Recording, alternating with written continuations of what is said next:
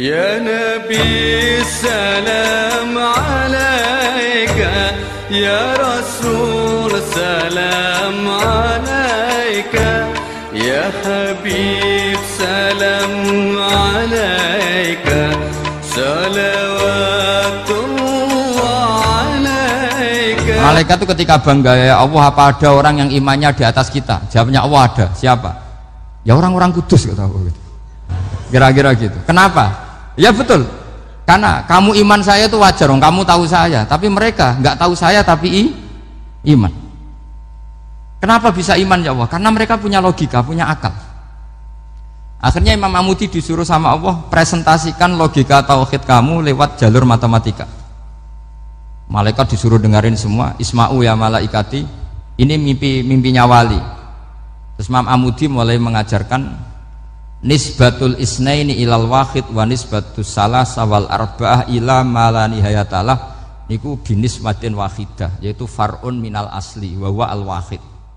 Mbok angka sebanyak apapun 2, 3, 4 sampai 1 miliar itu nisbatnya ke angka 1 adalah nisbatul far'i ilal asli, semuanya berasal dari 1. Maka hadhil awalim atau hadal alam ila ma la nihayatalahu, tetap semuanya ini cabang dari 1, yaitu wujud dari 1, yaitu Allah Subhanahu wa ta'ala. Sehingga semenjak itu ditiru sekian ulama. Akhirnya malaikatnya mantuk karena kepastian kalau Allah satu yang diyakini malaikat itu sepasti logika yang dibangun orang-orang manusia ini, padahal tidak ngerti Allah Subhanahu wa ta'ala karena pakai akal. Sehingga di pondok itu orang harus ngerti mantek. Orang mantek itu ilmu yang jelimet tapi menyenangkan. Biasanya sing sinau ambek rokokan, sawangannya kayak filosof. Jadi paling gak agak paham dia alasan. Sementing nikmati rokok, tak pikir nikmati pemikirannya, ternyata nikmati rokok. Kayak kemarin saya datang ke resepsinya Gus Agil, saya itu tertawa terus karena dengerin Habib Mutahar. Saya membaca bahayanya rokok. Setelah tahu bahayanya saya berhenti membaca. Tak pikir itu kan setelah tahu bahayanya saya berhenti merokok, ternyata enggak. Saya baca bahayanya apa? Merokok. Setelah saya baca, maka saya berhenti membaca gitu. Bukan berhenti merokok. Itu ilmu kelas tinggi seperti itu harus mantap.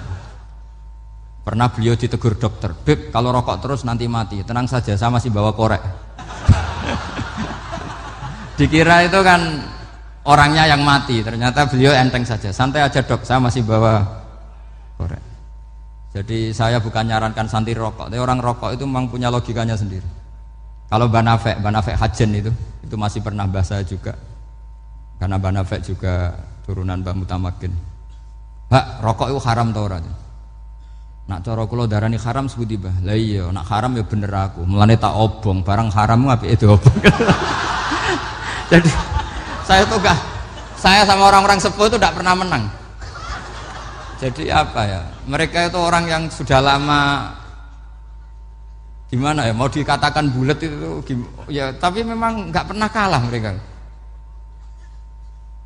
Ada satu kiai masih misananya Banafek, ini rokok 2 katanya.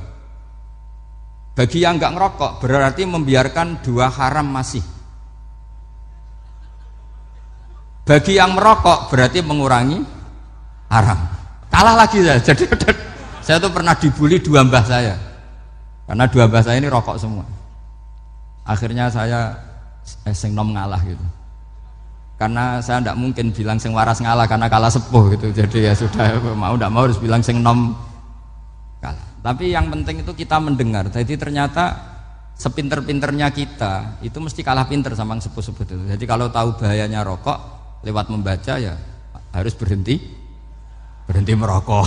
Berhenti membaca katanya. Nah malaikat ini cerita lagi malaikat. Saya memang dari awal niat hormat Raden Asnawi karena buyut-buyut beliau itu ketemu di buyut saya. Saya ini turunan Mbak Asnawi sepuh. Terus cuma buyut saya itu nikah Lasem, terus saya keceluk cucunya keluarga Lasem. Sebetulnya saya juga cucu Kudus. Tapi terus alhamdulillah sekarang kembali karena buyut saya menyuruh saya ngajar di Damaran, terus sampai sekarang saya ngajar di Damaran. Tapi buyut saya itu masih lahir di Damaran. Namanya Mbah Hafsah, itu Hamsah binti Maksum bin Soleh bin Asnawi Sepuh. Sama seperti nasab di sini Raden Asnawi, Mbah Abdul Husnan, terus Nyai Ayu Sofiyah, terus Mbah Raden Asnawi. Saya mau cerita, jadi ilmu itu lebih keren kita. Sehingga Rasulullah SAW pernah ngendikan, saya ini rindu sekali li ikhwani, kata Nabi itu ikhwani. Kata sahabat bilang, alasna ikhwanaka ya Rasulullah, bukankah kita ini saudara kamu, saudara engkau ya Rasulullah? Tidak, antum ashabi, kamu itu sahabat saya. Siapa teman-teman kamu itu ya Rasulullah? Yaitu kaumun yang tidak melihat saya, kemudian iman kepada saya. Jadi mereka seperti kita semua di Kudus ini tidak melihat Rasulullah SAW, tapi iman sama Nabi. Dan ketika malaikat yubahi bikum malaikah, Allah bangga dengan malaikatnya, membanggakan kita. Sampai malaikat itu sentimen, kok bisa ya Allah? Ya karena tadi, kamu iman sama saya wajar, karena kamu melihat surga, melihat neraka, melihat aras. Sementara orang Kudus coba ngelihat apa? Paling simpang 5, apa simpang 7 itu. Tapi imannya nggak kalah dengan malaikat. Kenapa nggak kalah? Karena tadi kita diajarkan bahwa nisbatul isnaini wassalasah wal arba'ah ila ma la nihayatalaha itu sama-sama nisbatul far'i ilal asli. Tetap yang asli adalah angka 1. Jadi nggak mungkin aslu hadhil asya nggak dari Allah itu, nggak mungkin. Tetap dari zat yang satu. Kemudian tentu ini bukan nisbatul walad ilal walid, anak ke bapak tentu enggak, tapi nisbatul khaliq sama makhluk. Tapi apapun itu pasti satu. Sehingga Imam Amudi akhirnya masuk surga lewat jalur itu, tidak usah lewat pertanyaan man rabbuka wa man nuka. Kelasnya disuruh ngajar malaikat. Saya punya rencana jadi pengajar malaikat nanti itu kan. Jadi orang-orang Kudus yang dapat barokahnya Raden Asnawi nanti jangan mau kalau ditanya man rabbuka wa man nuka. Kelasnya itu harus apa? Jadi gurunya malaikat. Karena bapak kita Nabi Adam itu keren. Nabi Adam itu adalah orang yang disuruh Allah dipresentasikan, dibanggakan Allah di depan para malaikat. Ketika ada malaikat yang agak hasud, tapi itu tidak malaikat papan atas, malaikat yang kebanyakan. Itu kan agak gak terima Nabi Adam jadi apa? Khalifah. Sampai malaikat ini usul ataj'alu fiha mayufsidu fiha wasfikut. Makanya kalau saya protes sama malaikat itu malaikat yang ini, bukan Jibril sama Israel. Kalau protes Israel bahaya, bisa dihabisin. Saya pernah ditanya seorang kiai, Gus jenengan gojlok malaikat kok berani? Ya karena malaikat yang jenis ini pernah gojlok Nabi siapa?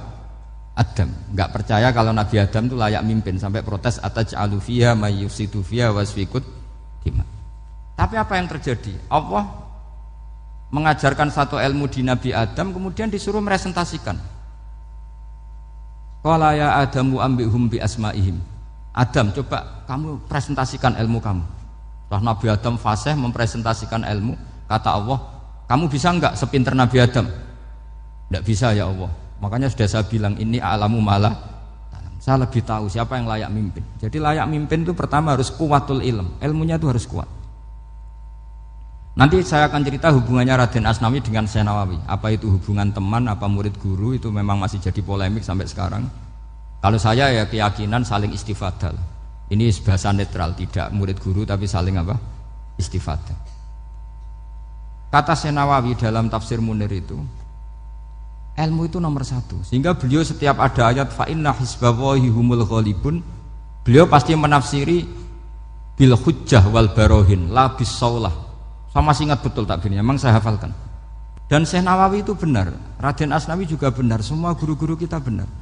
Karena agama ini sebetulnya bukan masalah negara, tapi masalah logika yang sehat. Uni Soviet itu pernah mengkooptasi Uzbek, Ceknya, Tajikistan. Itu 100 tahun. Orang dipaksa ateis. Tapi orang-orang Uzbek, saya sering ketemu ulama Uzbek, kadang ketemu di Korea, kadang di Malaysia.